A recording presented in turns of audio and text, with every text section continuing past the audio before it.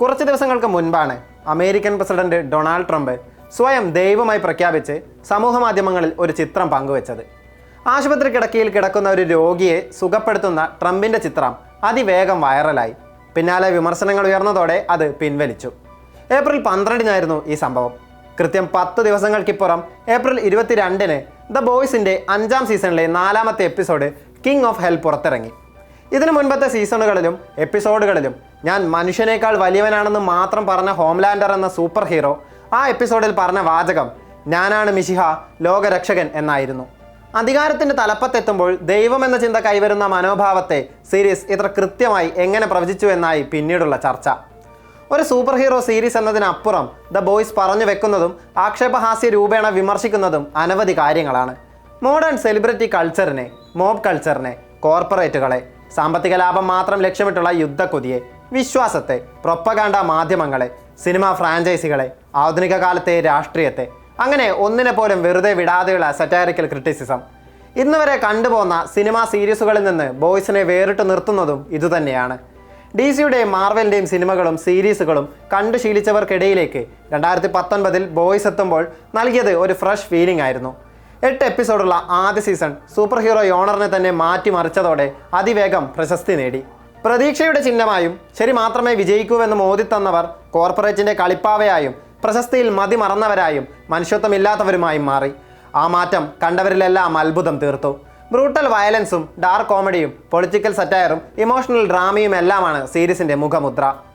ലോകത്തിലെ super ഹീറോസിനെയെല്ലാം build ചെയ്തെടുത്ത, അവരെ കൺട്രോൾ ചെയ്യുന്ന മൾട്ടിനാഷണൽ കോർപ്പറേഷൻ വോട്ട്, അവരുടെ ഏറ്റവും മികച്ച സൂപ്പർ ഹീറോ ആയ ടീം ക്യാപ്റ്റനായ ഹോംലാൻഡർ, ഇവരുടെ കറപ്ഷനെയും അബ്യൂസിനെയും മറ്റ് ഡാർക്ക് പരിപാടികളെയും തുറന്നു കാട്ടാനും ഇല്ലായ്മ ചെയ്യാനും ശ്രമിക്കുന്ന ടീം ബോയ്സ്, അവരെ മുന്നിൽ നിന്ന് നയിക്കുന്ന വില്യം ബുച്ചർ, നിന്ന നിൽപ്പിന് കത്തിച്ചു കളയാൻ പോലും ശേഷിയുള്ള സൂപ്പർ ഹീറോകൾക്കെതിരെ പൊരുതുന്ന യാതൊരു അമാനുഷികതയും ഇല്ലാത്ത 4 പേരായിരുന്നു ബോയ്സ് തുടക്കത്തിലെങ്കിൽ 5ാം സീസണിലെത്തുമ്പോൾ അമാനുഷികരുള്ള ടീമായി അവർ മാറുന്നു.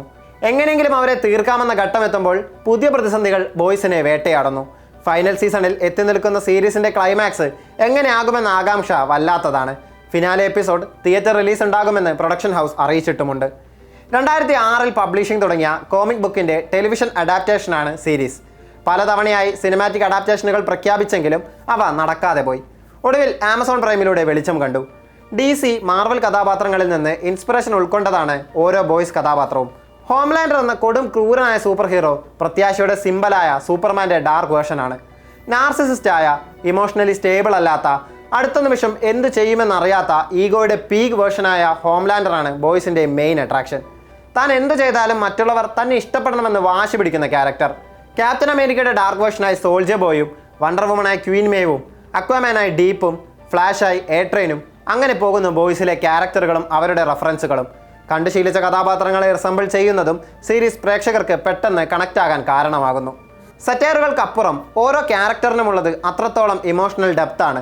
ജസ്റ്റിസ് സീക്ക് ചെയ്യുന്ന ഹ്യൂയി, പ്രതീക്ഷയോടെ സ്റ്റാർലൈറ്റ്, സമാധാനത്തോടെ തൻ്റെ മകളോടൊപ്പം താമസിക്കാൻ കാത്തിരിക്കുന്ന MM, ഹീൽ ചെയ്യപ്പെടാൻ ശ്രമിക്കുന്ന ഫ്രഞ്ചിയും കിമിക്കോയും, പിന്നെ എല്ലാം ഒന്നൊന്നായി നഷ്ടപ്പെട്ട ബുച്ചറും. ഹോംലാൻഡർ ഇമ്മോർട്ടലായിരിക്കുന്നു. ഇനി എന്ത് എന്ന ചോദ്യമാണ് ബാക്കി. ആരൊക്കെയാവും അവസാന എപ്പിസോഡിൽ മരണപ്പെടുക? ആരൊക്കെ രക്ഷപ്പെടും? മനുഷ്യത്വമില്ലാത്തവരുടെ കയ്യിൽ അധികാരം കിട്ടിയാലുള്ള ലോകത്തിൻ്റെ അവസ്ഥ ബോയ്സ് പറഞ്ഞു വെക്കുമ്പോൾ ഇന്ന് യഥാർത്ഥ ലോകവും പല യുദ്ധങ്ങളുടെ നടുവിലാണ്. ഇതെല്ലാം ആർക്ക് വേണ്ടിയെന്ന ചോദ്യം കൂടി ബാക്കിയാക്കിയാണ് ബോയ്സ് വിട പറയുക.